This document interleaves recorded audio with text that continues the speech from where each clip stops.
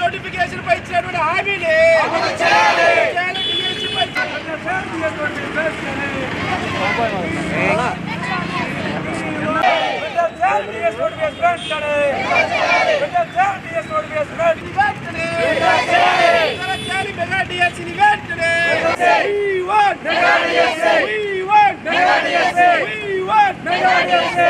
నిరుద్యోగుల జీవితాలతో చెలగాట మారుతున్నటువంటి రాష్ట్ర ప్రభుత్వం డిఎస్సి నోటిఫికేషన్ వెంటనే డిఎస్సి నోటిఫికేషన్ విడుదల చేయకపోవడం, డిఎస్సి నోటిఫికేషన్ విడుదల చేయకపోవడం, డిఎస్సి నోటిఫికేషన్ విడుదల చేయకపోవడం, డిఎస్ నోటిఫికేషన్ వెంటనే డిఎస్ నోటిఫికేషన్ వెంటనే డిఎస్ నోటిఫికేషన్ లేకపోవడము, డిఎస్ నోటిఫికేషన్ లేకపోవడము, మెగా డిఎస్ వెంటనే నోటిఫికేషన్ లేకపోవడము,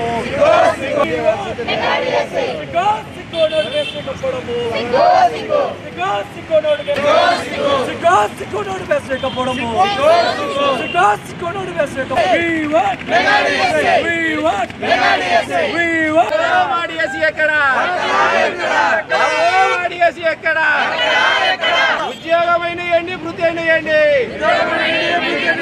ఉద్యోగమైన వృత్తి బాబో డిఎస్సి ఎక్కడ, బాబో డిఎస్సి ఎక్కడ, ఊటమికి ఓటేసిన పాపానికి, ఊటమికి ఓటేసిన పాపానికి బాబో డిఎస్సి ఎక్కడ, బాబు మా డిఎస్సి ఎక్కడ, బాబు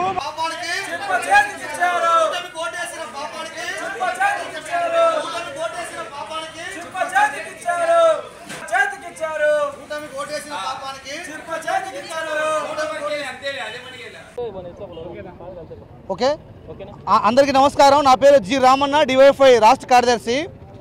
పూర్వం రాయలసీమలో ఒక సామెత ఉంది, ఓ స్త్రీ రేపు అన్నట్టు. ఈరోజు రాష్ట్ర ముఖ్యమంత్రి గారి తీరు కూడా అలాగే ఉంది. మారిన జీతగాడు మరింత మోసపడినట్టుగా ఈరోజు చొరవ వ్యవహారంగా ఉంది.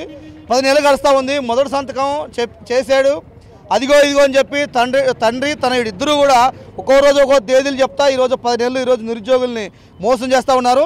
ఇప్పటికైనా మెగా డిఎస్ మీద ఒక స్పష్టంగా నోటిఫికేషన్ ఇవ్వండి, ఎటువంటి ఇబ్బందులు లేకుండా అని చెప్పి మేము డివైఎఫ్ఐగా ఈరోజు కడప జిల్లాలో కలెక్టరేట్ ముందు శాంతియుతంగా ఆందోళన చేస్తున్నాం. ఈ ఆందోళన తక్కువ అంచనేసి రాష్ట్ర ప్రభుత్వం ఇలాగే నిరుద్యోగులు మోసం చేస్తే మాత్రం తప్పనిసరిగా ఈ రాష్ట్ర ప్రభుత్వానికి తగిన గుణపాఠం తప్పదని చెప్పి సందర్భంగా ఈ రాష్ట్ర ప్రభుత్వానికి ముఖ్యంగా కూటమి ప్రభుత్వం తెలియజేస్తున్నాం. అలాగే నిరుద్యోగులు గత దాదాపు 8 ఏళ్ల నుంచి 2018 నుంచి ఇప్పటిదాకా డిఎస్సి లేక ఓ పక్క వయసు అయిపోతూ మరో పక్క పెళ్ళిళ్ళు కాక పెళ్ళిళ్ళైన వాళ్ళు పిల్లలకు దూరంగా భార్యలకు దూరంగా ఈరోజు తిండి తిప్పలేక డబ్బులు లక్షల రూపాయలు కోచింగ్లు చుట్టూ తిప్పుతూ పుస్తకాలు కొంటున్నారు. కానీ వీళ్ళ జీవితాల్లో మాత్రం మార్పు రావడం లేదు, జీవితాల్లో మాత్రం వెలుగు రావడం లేదు. ఇప్పటికైనా చంద్రబాబు తనడైన లోకేష్ గారు మీరు మా మనవి ఆలకించండి. మెగా డిఎస్ మీద మీరు రీసెంట్గా చెప్పారు 5 రోజుల్లో అని చెప్పారు. ఈ గడువు కనుక మీరితే మాత్రం ఖచ్చితంగా రాష్ట్రంలో మరో పోరాటం నిరుద్యోగుల తరపున డివైఎఫ్ఐ రాష్ట్రాన్ని రణరంగం మార్చబోతుంది. దానికి రాష్ట్ర ప్రభుత్వమే బాధ్యత వహించాల్సి ఉంటుంది. అందుకని ఇప్పటికైనా రాష్ట్ర ప్రభుత్వం ఎటువంటి షరతులు లేకుండా ఇబ్బందులు లేకుండా నోటిఫికేషన్ ఇవ్వాలి. అలాగే ఒక జిల్లా అంతా కూడా ఒకే పేపర్ ఉండే విధంగా చర్యలు తీసుకోవాలని చెప్పి ఈ సందర్భంగా ఈరోజు శాంతియుతంగా ఆందోళన చేస్తున్నాం. శివకుమార్, డివైఎఫ్ఐ జిల్లా కార్యదర్శి, కడప. ప్రధానంగా రాష్ట్ర ప్రభుత్వం ముఖ్యమంత్రి చంద్రబాబు నాయుడు గారు అధికారంలోకి వస్తానే డిఎస్సి పైన మొదటి సంతకం చేస్తానని చెప్పేసి హామీ ఇచ్చాడు. ఆ హామీ ఇచ్చి సంతకం చేసి మాట నిలబెట్టుకున్నాడు. కానీ గడిచినటువంటి 8 నెలలు గడుస్తూ ఉన్నా కానీ అది సంతకంగానే వెళ్ళిపోయింది. ఎందుకంటే చెల్లని సంతకాలకు విలువ ఎక్కువ ఉండదు, చెల్లని సంతకాలతో కాలయాపన చేయకూడదని మేము డివైఎఫ్ఐగా అడుగుతా ఉన్నాం. ఇప్పటికే 8 సంవత్సరాలుగా ఈరోజు డిఎస్సి కోసం నిరుద్యోగులు ఎదురు చూసి ఈరోజు వయోభారంతో కోచింగ్ సెంటర్లలో డబ్బులు ₹1000 ఖర్చు పెట్టుకొని ఈరోజు మా బతుకు జీవుడా అని చెప్పేసి ఈరోజు కోచింగ్ సెంటర్లో ఎప్పుడు వస్తుందని ఆలోచిస్తూ ఉంటే ఈరోజు ప్రభుత్వాలు మాత్రం వాళ్ళ జీవితాలతో చెలగాటం ఆడే ప్రయత్నం జరుగుతుంది. ఏ ప్రభుత్వం వచ్చినా కానీ ఈరోజు డిఎస్సి మాత్రం నోటిఫికేషన్ వచ్చే పరిస్థితి కనపడడం లేదు. కాబట్టి ఇప్పటికైనా రాష్ట్ర ప్రభుత్వం ఏదైతే మన లోకేష్ గారు చెప్పారు 5 రోజులలో డిఎస్సి నోటిఫికేషన్ ఇస్తామని చెప్పేసి, అయ్యా 5 రోజులు కాదు 10 రోజులైనా ఈ రాష్ట్రంలో నిరుద్యోగులు డిఎస్సి కోసం వెయిట్ చేస్తారు.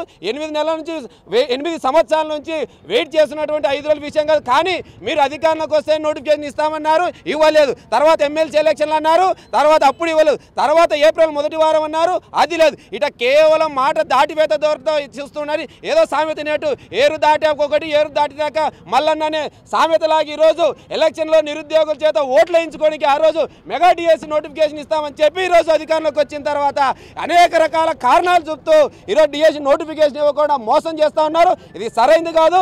డివైఎఫ్ఐగా మేము ఒకటే హెచ్చరిస్తూ ఉన్నాం. లోకేష్ గారు మన చెప్పినట్టు 5 రోజులలో మెగా డిఎస్సి నోటిఫికేషన్ ఇవ్వకుంటే కన్నా డివైఎఫ్ఐ ఆధ్వర్యంలో రాష్ట్ర వ్యాప్తంగా ఓ పెద్ద ఎత్తున పోరాటం చేయాల్సి ఉంటుందని చెప్పేసి తెలియజేస్తా ఉన్నాం. సంవత్సరాల నుంచి డిఎస్సి వదలలేదు. మేము ఎక్కడి నుంచో వచ్చి ఇక్కడ రూమ్లలో ఉండి మా పేరెంట్స్ని అడిగి డబ్బులు ఇప్పించుకొని వేలు ఖర్చు పెట్టి ఇక్కడ కోచింగ్ తీసుకుంటున్నాం మా ఫ్యామిలీని వదిలి.